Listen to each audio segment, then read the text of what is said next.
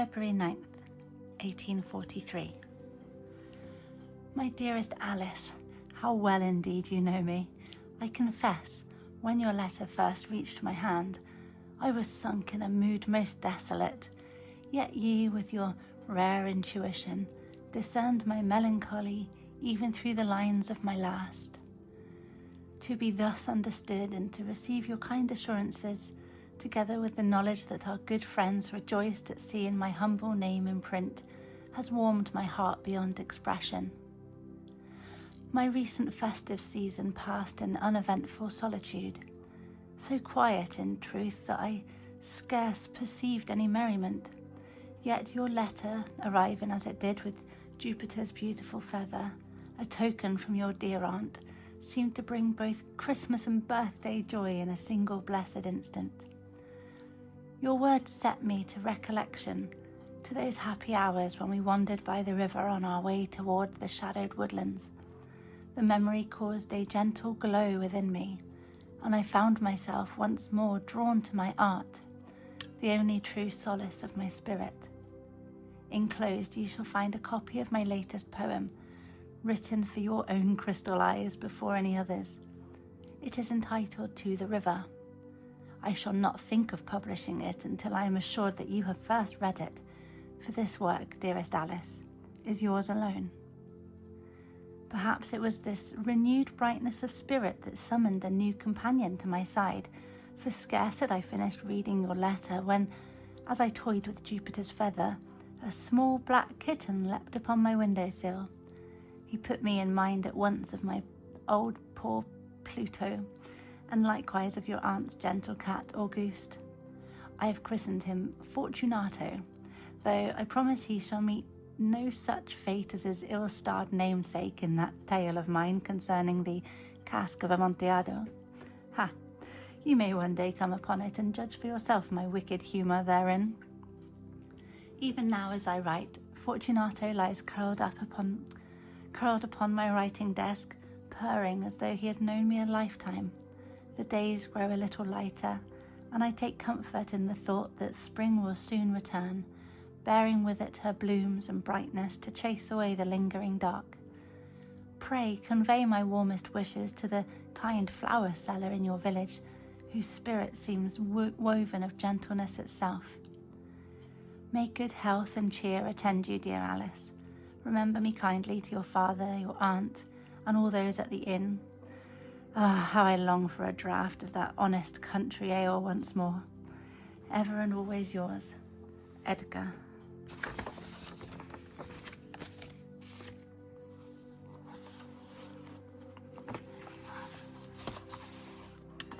To the river. Fair river, in thy bright clear flow of crystal wandering water, thou art an emblem of the glow of beauty, the unhidden heart, the playful maziness of art in old Alberto's daughter. But when within thy wave she looks, which glistens then and trembles, why then the prettiest of brooks her worshipper resembles. For in his heart as in thy stream her image deeply lies, his heart which trembles at the beam of her soul-searching eyes. That was At the River, another poem which is not in my greatest works, just in my complete poetry of. So yeah, apparently it's not one of his greatest works, but I enjoy it. It's nice, it's uplifting, it's lovely. And did you notice I ripped the letter a little bit as I was opening it there? That was silly, wasn't it? Right, let's pop Steve, Sydney Prescott, and Edgar's candle off to the side while we look at what we've done this week. And the poem To the River, it reveals a gentler current in Poe's work, as you probably noticed, one that flows not through shadow but through light and reverence. The river becomes a living mirror, holding within its depths the reflection of beauty itself, pure, unhidden and trembling. As the beloved gazes into the water, the poet sees his own heart reflected there too, stirred by the same light that dances upon the surface. It's as if nature and emotion breathe together for a moment, both shimmering and both alive. So here Poe trades his darkness for devotion, The river is no longer just water, but spirit, an emblem of how love and art can move with the same quiet magic. And beneath its crystal flow lingers something sacred, the way beauty can still the world, yet make the soul tremble all the same. So let's move on to what I've made. So the first, so the prompts today for To the River are crystal, glow, heart, art and eyes. And you might have noticed those coming through in the letter. So let's look at crystal first, because once again I've forgotten to put any bookmarks in. But then you get a little peekaboo at what else I've done before. What are you? That's a puppet.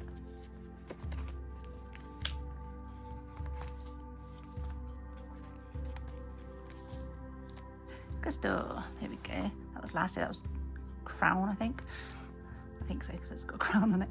So this is crystal. So into the river, the word crystal evokes clarity, reflection and emotional depth. It's the mirror-like surface of the river, both reflecting both the beloved's face and the poet's heart. So I wanted to capture that sense of stillness, purity and mirrored feeling, a moment where nature and emotion meet. And I'm going to be going in a different direction for these prompts because the poem is so much more uplifting. So for this, I attempted to draw a crystal cluster.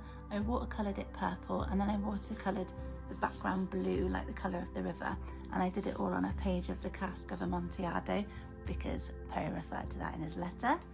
I then took this bit of the kit here because it's kind of crystal shaped, although you can't really see, and then this pocket of this olden days model with a crow head. Can you see? Yeah. And in this pocket I put a coffin tag with this raven on it, and I stuck this amethyst cluster on the bottom, backed some music page on the back of it and stapled some white lace on top. And for the rest of the page I've just got this sparkly crystal ball up here, the crystal part of the poem here, and put some Release the Craft in words down there that says like a fairy tale, because this poem is more like a fairy tale than the norm for Poe. And then I just sprayed some sort of Dilutions mica sprays across the top to give it a bit of a shimmer, which you can sort of see. So the next prompt is glow, and I'll try and find that while I'm talking. So the glow is both literal and emotional.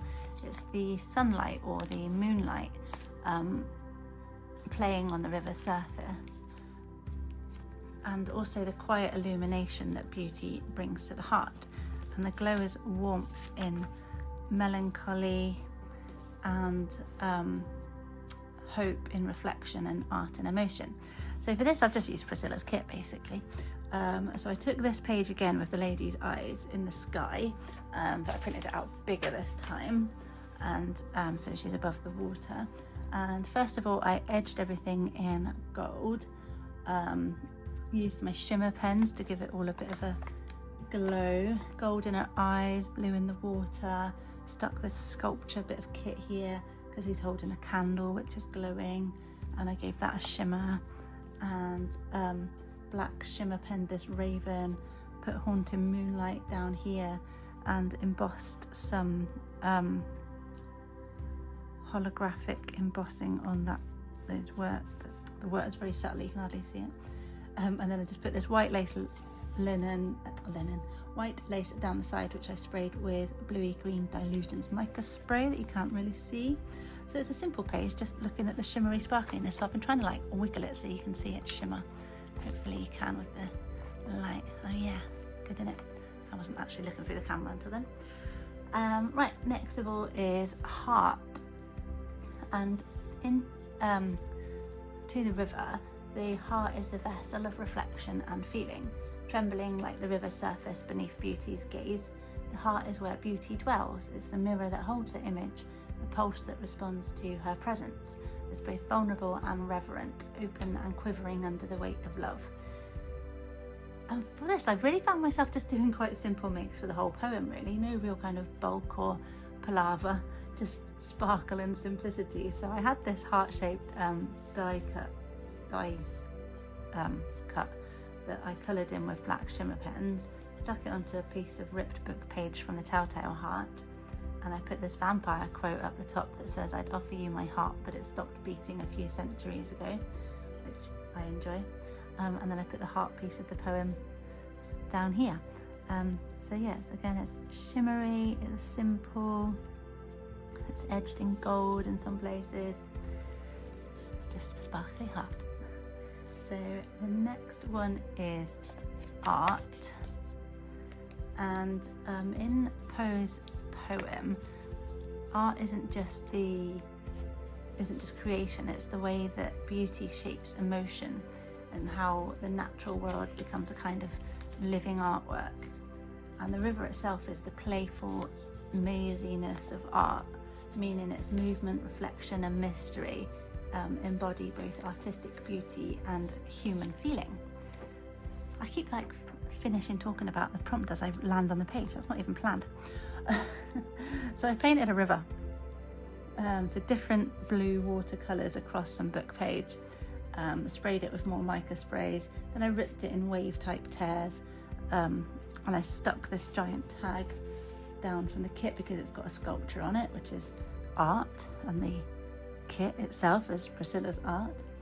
And then I stuck the river down as a pocket. Down here you can see. And I just put some other things in it that represent art to me. So some scissors, because I use scissors, a letter, some typewriter keys, because what is writing if not art in words, and then some music paper. And then I put this ticket tag in because it's got books on it, again representative of Poe's art, which I backed with some book page from Thou Art the Man, because it says art. And up here is the art bit of the poem. And now to the final prompt, which is eyes. Here we are, straight away. So into the river, the eye is a symbol of connection between self and other, nature and emotion, art and reflection. It's through the eyes that beauty enters the soul and stirs the heart. So for eye, I've printed out this picture of some woods with a river flowing through it, which really reminds me of the woods that Edgar and Alice would go to. And I cut some eyeballs out of Priscilla's kit, and I've also got this other one that I had in a cut and collage book, and I've just weaved them through the trees and the rocks, and then I added this bone of eyes along the side, and then I tucked in this raven coffin tag in because his eyes look really surprised and he cracks me up. And then on the back I've just put the rest of the poem, and that just wouldn't even notice it was a little tuck spot, but it just goes in there. So that's what I've done for To the River, and I really hope you enjoyed today's letter reading and creations. And don't forget to check out the hashtag Povember25 to see what everyone else is doing. There you go. I've linked my playlist in the description, where you can also see what I did for last year's prompts as well as this year's. And head over to Release the Craftings page to check out what Priscilla's been making too. She's been doing a mini album, and she did some amazing charms the other day to hang off it. Amazing. That was the crystal prompt. She also has a playlist that she puts all the videos in that everyone's doing, so you can check that out to find them all in one place. And thank you again for watching until the end. Please do give this video a thumbs up and